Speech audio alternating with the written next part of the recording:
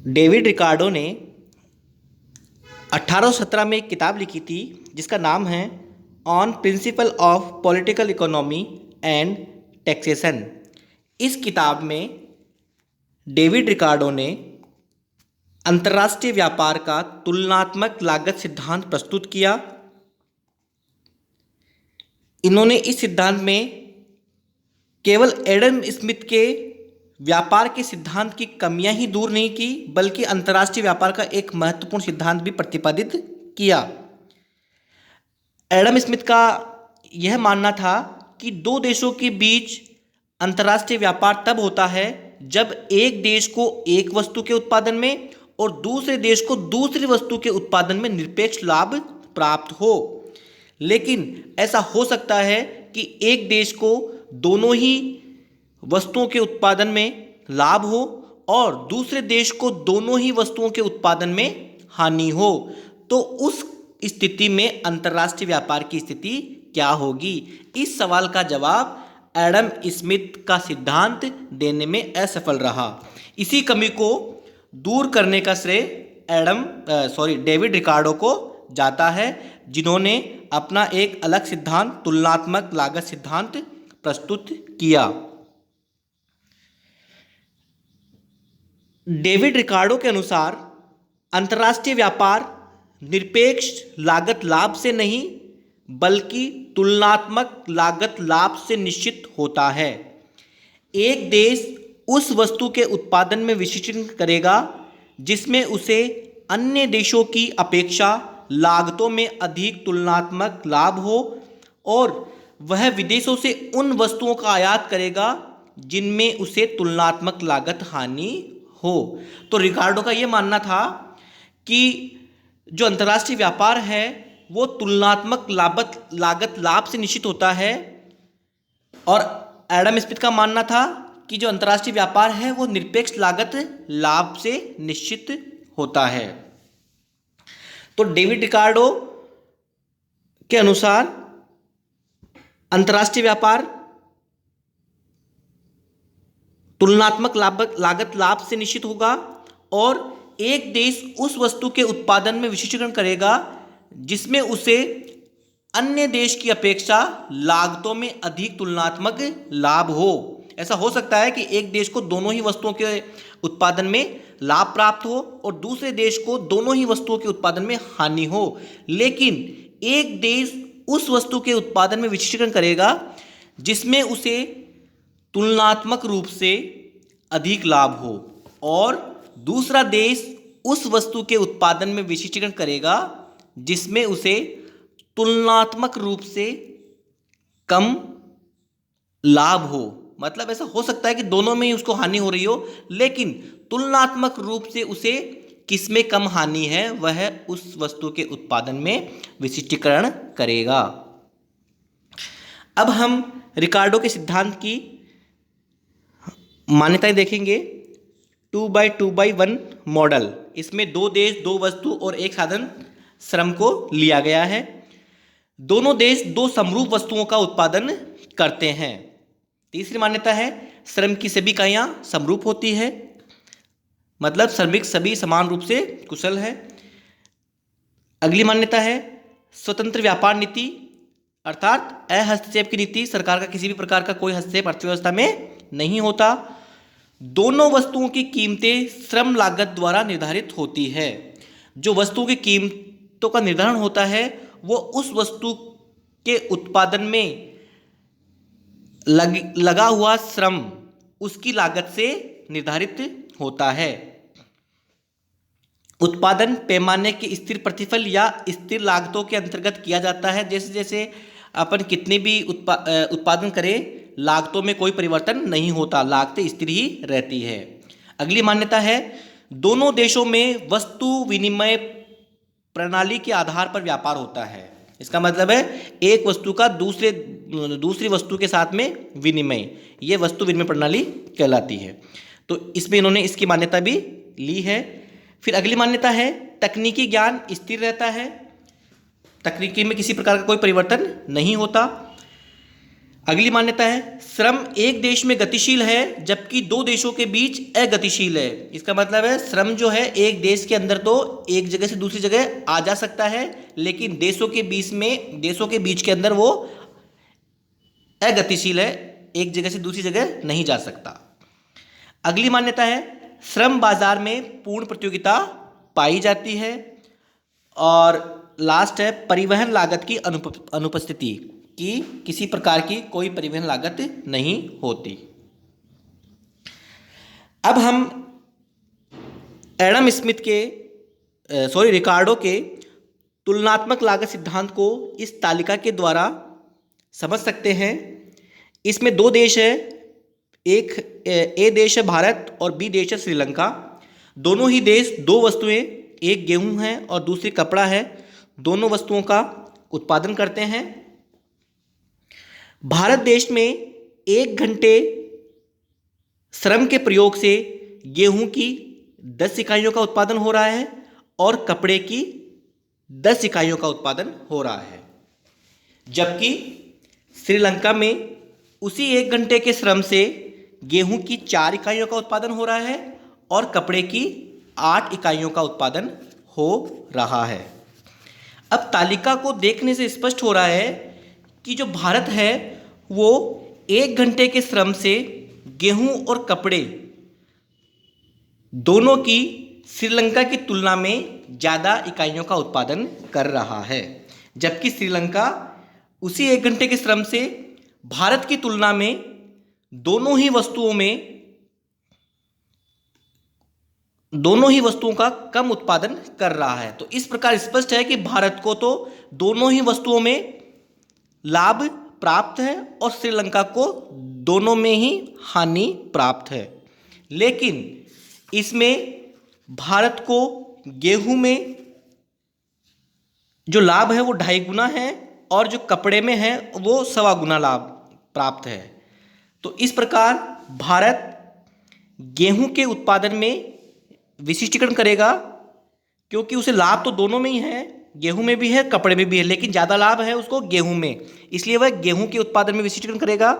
और दूसरा देश श्रीलंका है, उसको दोनों ही वस्तुओं में हानि हो रही है, गेहूं में भी हो रही है और कपड़े में भी हो रही है। वह भारत की तुलना में दोनों ही वस्तुओं का कम उत्पादन कर रहा है, लेकिन उसे गेहूं में कपड़े की तुलना में ज़्यादा हानि हो रही है, तो वह कपड़े के उत्पादन में विशिष्टीकरण करेगा। तो इस प्रकार से जो तुलनात्मक लागत सिद्धांत है वो यह बताता है कि एक देश उस वस्तु के उत्पादन में विशिष्टीकरण करता है जिसमें उसे तुलनात्मक रूप से लाभ ज़्यादा हो, और दूसरा देश उस वस्तु के उत्पादन में विशिष्टीकरण करता है जिसमें उसे तुलनात्मक रूप से कम हानि हो। और इस प्रकार से अगर वो दोनों व्यापार करेंगे तो दोनों ही देशों को व्यापार से लाभ प्राप्त होगा। अब तालिका 2 में हम व्यापार से लाभ को समझ सकते हैं। इसमें व्यापार से पहले भारत में गेहूं का उत्पादन जो था वो 10 इकाइयों का हो रहा था और कपड़े का 10 इकाइयों का, जबकि श्रीलंका में गेहूं की 4 इकाइयाँ और कपड़े की 8 इकाइयाँ। इस प्रकार से गेहूं का कुल उत्पादन 14 हो रहा है और कपड़े का 18 हो रहा है। अब जो भारत है उसको दोनों ही वस्तुओं में तुलनात्मक लाभ है और श्रीलंका को दोनों ही वस्तुओं में हानि है, लेकिन भारत को तुलनात्मक रूप से गेहूं के उत्पादन में ज़्यादा लाभ हो रहा है और श्रीलंका को कपड़े में तुलनात्मक रूप से कम हानि है। इसलिए भारत गेहूं के उत्पादन में विशिष्टीकरण करेगा और श्रीलंका कपड़े के उत्पादन में विशिष्टीकरण करेगा। विशिष्टीकरण करने के बाद भारत गेहूं की 20 इकाइयों का उत्पादन कर रहा है और श्रीलंका कपड़े में विशिष्टीकरण के बाद 16 इकाइयों का उत्पादन कर रहा है। तो व्यापार से लाभ भारत को गेहूं में 10 इकाइयों का हो रहा है और कपड़े में उसको हानि 10 इकाइयों की हो रही है। जहां कपड़ा पहले वो 10 इकाइयों का उत्पादन कर रहा था, लेकिन उसने अपने साधन हटा के गेहूं में लगा दिए हैं, इसलिए गेहूं का उत्पादन बढ़ के 20 हो गया है, कपड़े का उसने 0 उत्पादन कर रहा है। जबकि श्रीलंका गेहूं के उत्पादन में उसको 4 इकाइयों की हानि हुई है, क्योंकि व्यापार से पहले वह गेहूं की 4 इकाइयों का उत्पादन कर रहा था। अब क्योंकि वह कपड़े के उत्पादन में विशिष्टीकरण कर रहा है तो वह गेहूं की 1 भी इकाइयों का उत्पादन नहीं कर रहा है। जबकि व्यापार से पहले श्रीलंका कपड़े की 8 इकाइयों का उत्पादन कर रहा था, फिर वह कपड़े में विशिष्टीकरण करता है तो उत्पादन बढ़ के 16 इकाइयाँ हो जाती है। इस प्रकार उसे कपड़े में 8 इकाइयों का लाभ प्राप्त हो रहा है। तो चित्र को तालिका को देखने से स्पष्ट हो रहा है कि 2 देशों में अगर एक देश को दोनों ही वस्तुओं में लाभ प्राप्त है और दूसरे देश को दोनों ही वस्तुओं में हानि है, तो एक देश उस वस्तु के उत्पादन में विशिष्टीकरण करेगा जिसमें उसे तुलनात्मक रूप से ज़्यादा लाभ हो, और दूसरा देश उस वस्तु के उत्पादन में विशिष्टीकरण करेगा जिसमें उसे तुलनात्मक रूप से कम हानि हो। डेविड रिकार्डो के तुलनात्मक लागत सिद्धांत को हम इस रेखा चित्र के द्वारा भी स्पष्ट कर सकते हैं। रेखा चित्र में A1 उत्पादन संभावना वक्र जो है वो देश ए का है और B1 उत्पादन संभावना वक्र देश बी का है। रेखा चित्र से स्पष्ट हो रहा है कि देश ए को दोनों ही वस्तुओं के उत्पादन में लाभ है, क्योंकि वह दोनों ही वस्तुओं की अधिक इकाइयों का उत्पादन कर रहा है देश बी की तुलना में। वह एक्स की 10 इकाइयों का उत्पादन कर रहा है जबकि देश बी 4 इकाइयों का उत्पादन कर रहा है। वाई वस्तु में देश ए 10 इकाइयों का उत्पादन कर रहा है जबकि देश बी 8 इकाइयों का ही उत्पादन कर रहा है। तो इस प्रकार से देश ए को दोनों ही वस्तुओं के उत्पादन में लाभ प्राप्त हो रहा है, लेकिन यहाँ पर देश ए को एक्स वस्तु गेहूं के उत्पादन में वाई वस्तु कपड़े के उत्पादन की तुलना में ज़्यादा लाभ प्राप्त हो रहा है। यहाँ पर एक्स वस्तु में उसको 2.5 गुना लाभ हो रहा है जबकि वाई वस्तु में उसको 1.25 गुना ही लाभ हो रहा है।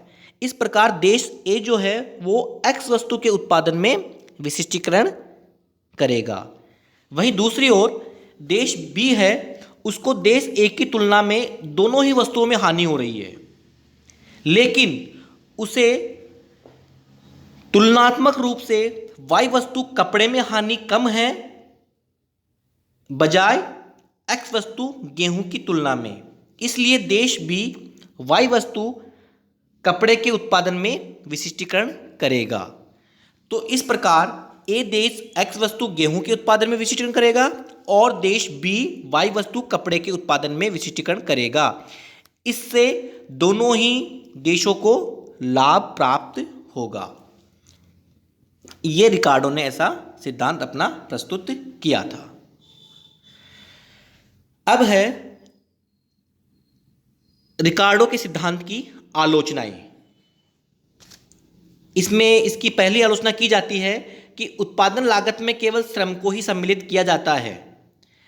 डेविड रिकार्डो ने अपने सिद्धांत में केवल श्रम को ही शामिल किया है, जबकि उत्पादन के क्षेत्र में भूमि पूंजी इनका भी महत्व है, इनका इन्होंने इसको नज़रअंदाज किया है।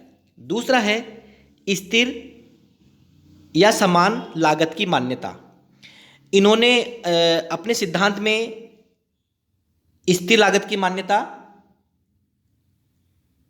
मानी थी, लेकिन वास्तविक रूप से अगर हम किसी वस्तु का अतिरिक्त उत्पादन करेंगे तो उससे लागतें या तो बढ़ सकती है या कम भी हो सकती है, इसलिए इनकी यह मान्यता भी अव्यवहारिक है। फिर अगली आलोचना की जाती है कि इनकी मान्यता थी कि परिवहन लागतों का प्रभाव नहीं पड़ता, मतलब परिवहन लागतों की अनुपस्थिति इन्होंने मानी थी, लेकिन व्यवहार में परिवहन लागतें अंतर्राष्ट्रीय व्यापार को प्रभावित करती है। अगली आलोचना की जाती है उत्पादन के साधनों की गतिशीलता। इन्होंने ये माना था कि एक देश के अंदर तो जो उत्पादन के साधन हैं वो गतिशील है, जबकि देशों के बीच में अगतिशील है। लेकिन देश के अंदर भी साधन जो है वो गतिशील नहीं होते हैं, उस पर आर्थिक, सामाजिक, सांस्कृतिक कई प्रभाव होते हैं, जिससे श्रमिक एक जगह से दूसरी जगह नहीं जाना चाहता। उसी प्रकार से अंतर्राष्ट्रीय स्तर पर भी श्रमिकों में गतिशीलता पाई जाती है। इसकी अगली आलोचना की जाती है लागतों को अत्यधिक महत्व। डेविड रिकार्डो ने लागतों को अत्यधिक महत्व दिया है, क्योंकि इन्होंने व्यापार का आधार ही लागतों में अंतर को बताया है, लेकिन अंतर्राष्ट्रीय व्यापार कीमतों में अंतर के कारण होता है। इसकी अगली आलोचना स्वतंत्र व्यापार नीति का अभाव। इन्होंने ये माना था कि अर्थव्यवस्था में स्वतंत्र व्यापार नीति पाई जाती है, जबकि वास्तविक रूप से वर्तमान में विश्व के सभी देशों में, चाहे वो राजनीतिक, सैनिक, आर्थिक कई कारणों से, वो वस्तुओं के आयात निर्यात पर नियंत्रण लगाते रहते हैं। वस्तु विभेद। इनकी मान्यता थी कि वस्तुएं समान गुण वाली होती है, जबकि वास्तव में ऐसा नहीं होता, वस्तुओं में अंतर पाया जाता है। अगली आलोचना है दो से अधिक वस्तुएं। इन्होंने दो वस्तुओं की मान्यता ली थी, लेकिन अगर वस्तुएं दो से अधिक हो तो यह सिद्धांत लागू नहीं होता। फिर अगली आलोचना है दो से अधिक देश। इन्होंने दो देशों की मान्यता ली थी, लेकिन अगर दो से अधिक देश हों तो वहां पर भी यह सिद्धांत लागू नहीं होता। पूर्ण प्रतियोगिता की मान्यता, जबकि वे वास्तव में अपूर्ण प्रतियोगिता पाई जाती है, तो इसके आधार पर भी इनकी आलोचना की जाती है। फिर है पूर्ण विशिष्टीकरण का अभाव।